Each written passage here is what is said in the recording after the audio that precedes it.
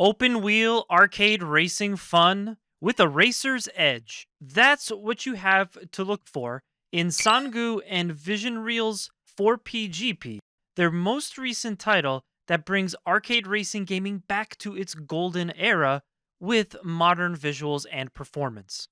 Before we take the pedal to the metal, I want to go over the basics first. As advertised, in 4PGP, up to 4 players can race solo or split screen across several modes, including Quick Race, Championship, and of course, Time Attack.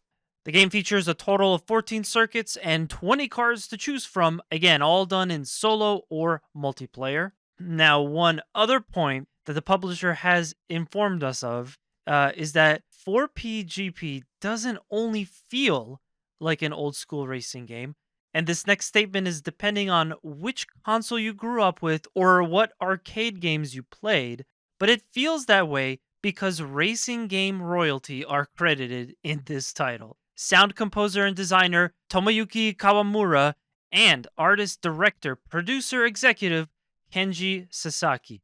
Both of them have had various roles with several gaming giants of yesteryear, but most notably Sega. They had varying degrees of involvement with 4PGP. And I gotta pat myself on the back for this one because I sorta called it. I wouldn't have been able to word it out exactly like that or name names, but right out the gate, I could tell. 4PGP evokes so much for me a resemblance to classic retro racing games, and specifically, in my opinion, virtual racing. And that is perfect if you, like me, absolutely love old school racers.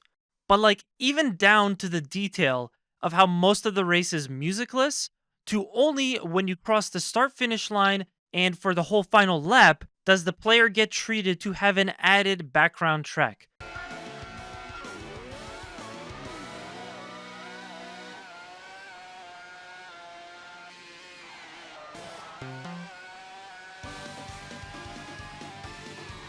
This is one of the defining features of virtual racing, and outside of all that, this also really makes the player focus on the racing with dominant engine zooming sound over anything else. Yeah, this is an arcadey, formula style racing game, and like a well built chassis, I really appreciate the fundamentals that they have going on here. Now, real quick, I just want to throw in, before we continue, my experience involved me ripping around beautiful circuits in formula style cars solo.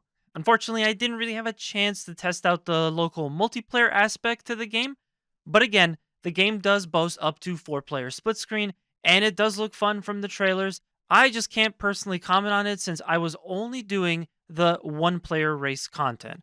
And while speaking of sound design, while it's definitely a strong point of the game, it's not the only part that contributes to 4PGP's intense feeling racing. The sense of speed is perfect here. While cars are zooming all over the track, you really get to scratch that insane speed itch. Exactly like when I first picked up virtual racing, except with 30 some odd years of graphical and performance advancements that video games have benefited from in that time span.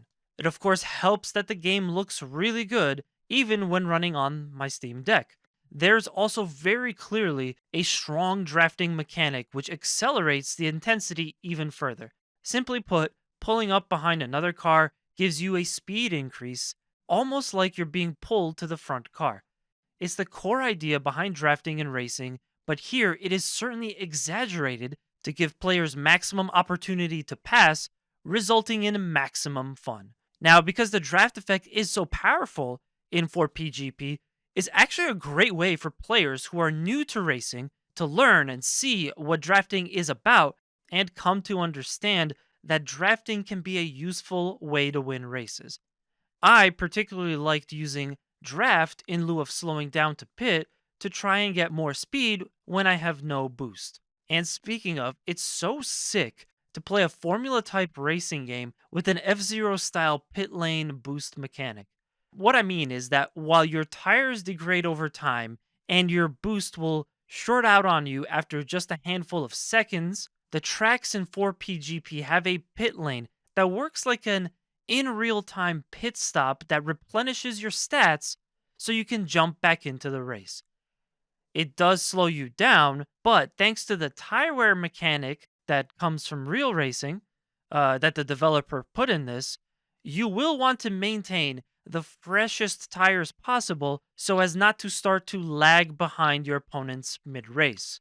Here we actually come to one thing I wish they could have expanded on in this title, and that is that racing is limited to just a couple of laps. So in the lower difficulties, you get about 3 laps per race, and on the highest difficulty setting, that jumps it to 5 laps per race. So yeah, tire wear is definitely a thing here, and I love to see it, but you won't really feel it till you start racing on veteran difficulty. I sort of wish they could have given a more open, free race mode, or just some option to let you fine tune out some other experience. Maybe you just want to run 100 laps and see what happens. Still, the way it's currently set is in line with classic racing games, which typically gave you a championship and a time attack mode that had preset fixed race parameters like lap numbers, tracks, time limit, number of cars, so forth. And it's still good that they included tire wear among other things in this game because drafting and tire wear, tire fall off all contribute to elevate this game from just an arcade racer to something a bit more the speed of us big racing game fans are accustomed to. And yet, provided a player wants to have the game stay at that more arcade racing feel, the lower difficulties provide a greater fun to realism balance that most players may want, and I believe this is the developer achieving their goal of a game with flexibility.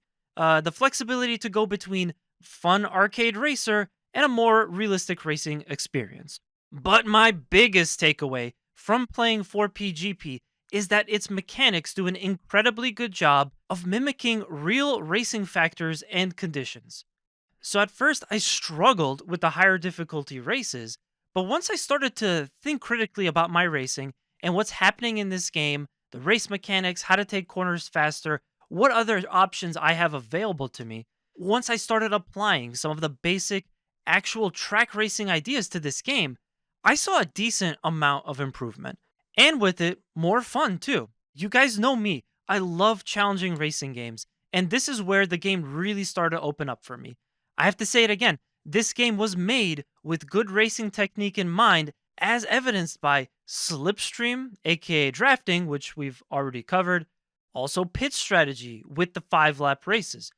So, not pitting on every single lap, but getting the timing just right, figuring out when to come in to have fresh tires, more boost, and be far enough ahead not to lose too much track position. This was actually my favorite thing I realized that I needed to do in every race in 4PGP. And of course, loads of braking zone markers to let the players know when it's time to think about corner in, corner out, and that they're going to have to make sure to aim for that apex to get ahead of the competition. So yeah, this is not a kart racer. Yes, there is a boost mechanic, but to really succeed, especially when you get on that higher veteran difficulty level, you're going to have to use at least a little bit of a racing IQ approach and incorporate some of those skills into your racing.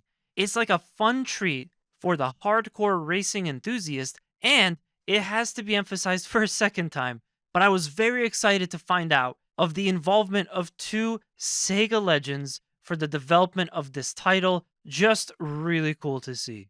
The game is out now on Steam, PS5, Switch, and Switch 2, so go ahead and check it out for yourself. I personally played it on Steam, and like I said, it ran very well for me on the Steam Deck. The links are all in the description. Thank you again to the publisher who was kind enough to provide the review code for the game for my humble little racing channel here, and I did my best to rip it wide open around these tracks just to see how far we can push it. I look forward to making many more laps in 4PGP and am curious to hear your thoughts. Let me know in the comments if you have any feedback at all, or if you've already played 4PGP, how it's going for you. And don't forget to like and subscribe. I also stream about once or twice per week on YouTube and Twitch, so be sure to catch me then. Anyway, thanks again for watching. I'm Mesh the Stampede, and I'll see you next time.